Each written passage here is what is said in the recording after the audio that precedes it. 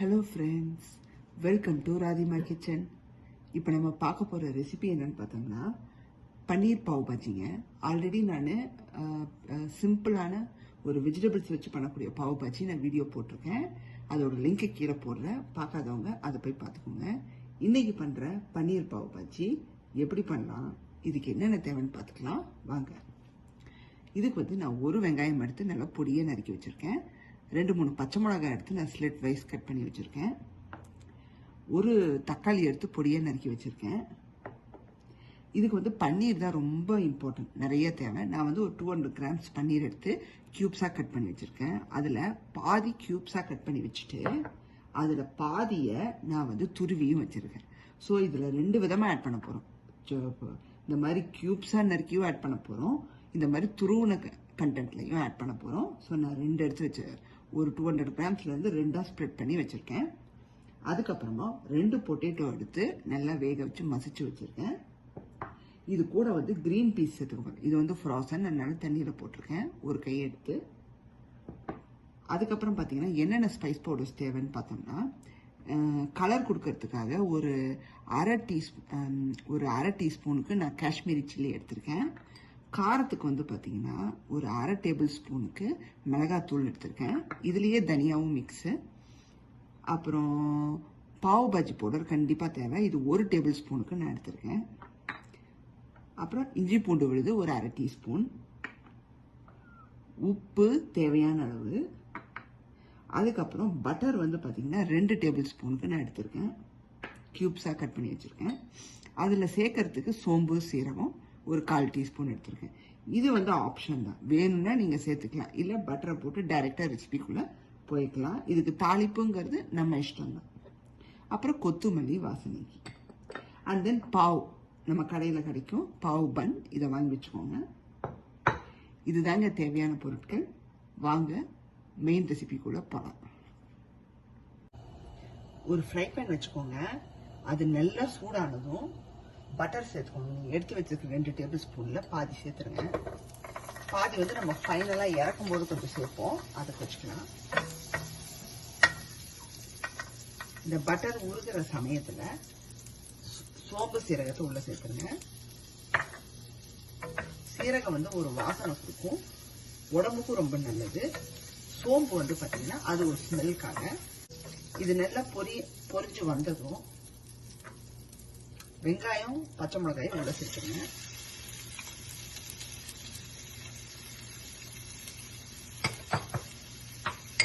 அது கூடயே இஞ்சி பூண்டு விழுது சேர்த்துருங்க.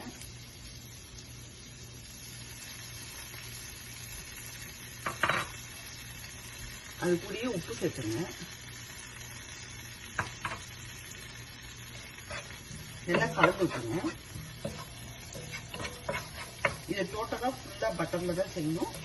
இப்போ பார்த்தீங்கன்னா வெங்காயம் நல்லா வதங்கிடுச்சு. இதில் தக்காளி சேர்த்துக்கலாம்.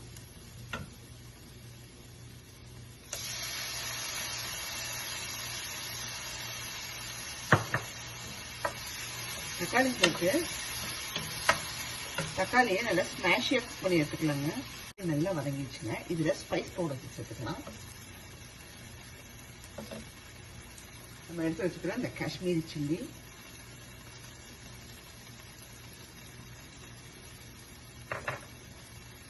மிளகாத்தூள்,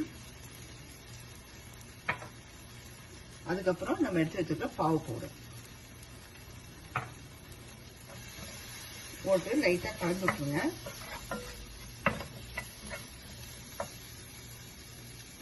இதுக்கிடையில லைட்டாக கொஞ்சம் தண்ணி சேர்த்துக்கலாங்க. ரொம்ப சேர்க்கணும்னு இல்லை, கொஞ்சமாக ஒரு 1/4 டம்ளருக்கு சேர்த்துக்கோங்க. ஏன்னா இது ரொம்ப கொஞ்சம் ஸ்மாஷியாக தான் இருக்கணும் எல்லாமே. இப்போ மசாலாவோட ஸ்மெல் எல்லாம் போகிற சமயத்தில் நம்ம பட்டாணி அதெல்லாம் சேர்த்துக்கலாங்க.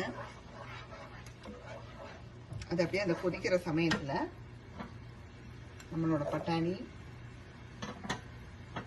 பொட்டேட்டோ,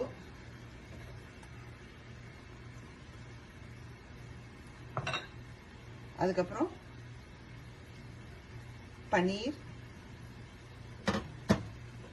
எல்லாமே துருவன பன்னீர்லேருந்து எல்லாத்தையும் சேர்த்துருங்க. சேர்த்துட்டு நல்லா கலந்து விட்டுருங்க.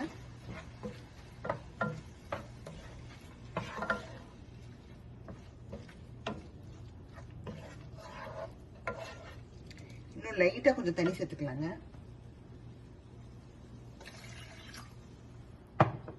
ரொம்ப திக்காக இருந்தால் கொஞ்சம் சேர்த்துக்கோங்க, ஒன்றும் இது கிடையாது. இப்போ இதை நல்லா கொதிக்க வச்சிடலாங்க. இப்போ வந்து பார்த்தீங்கன்னா நல்லா கொதிச்சுட்டு இருக்குங்க. இப்போ திறந்து நம்ம மசிச்சு விட்டுக்கலாம். எவ்வளோ வாசமாக இருக்கு பாருங்க. உங்களுக்கு திறக்கும் போதே தெரிஞ்சிடும் இந்த ஸ்மெல்லு, நம்ம போட்டதெல்லாம் எப்படி இருக்குன்னு. இப்போ மசிச்சு விட்டுடலாங்க. நீங்க வந்து அந்த முழுசா போட்டிருக்கீங்க இல்லைங்களா அந்த பன்னீர், அதை விட்டுட்டு உள்ள இருக்கிற அந்த பொட்டேட்டோஸ், அந்த கிரீன் பீஸ் அதை மட்டும் மசிச்சு விட்டுருங்க. ஏன்னா இந்த முழுசா இருக்கிறது வந்து லுக்கா இருக்கும், நம்மளுக்கு எடுத்து சாப்பிட ஒரு டிஃப்ரெண்டா இருக்கும். மசிச்சுட்டு நல்லா கலந்து விட்டுருங்க. செம்மையா வந்திருக்குங்க.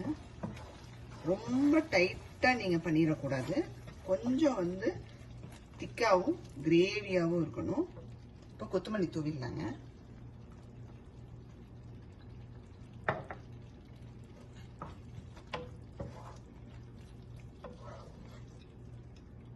உங்க எல்லாத்துக்காக நான் கொஞ்சம் டேஸ்ட் பார்க்க போறேன். ஏன்னா எப்பவுமே சொன்னது இல்லையில, பண்ணதை வந்து ஆன் தி ஸ்பாட் டேஸ்ட் பார்த்து சொல்லிடுறேன். கொஞ்சோண்டு எடுத்திருக்கேன்.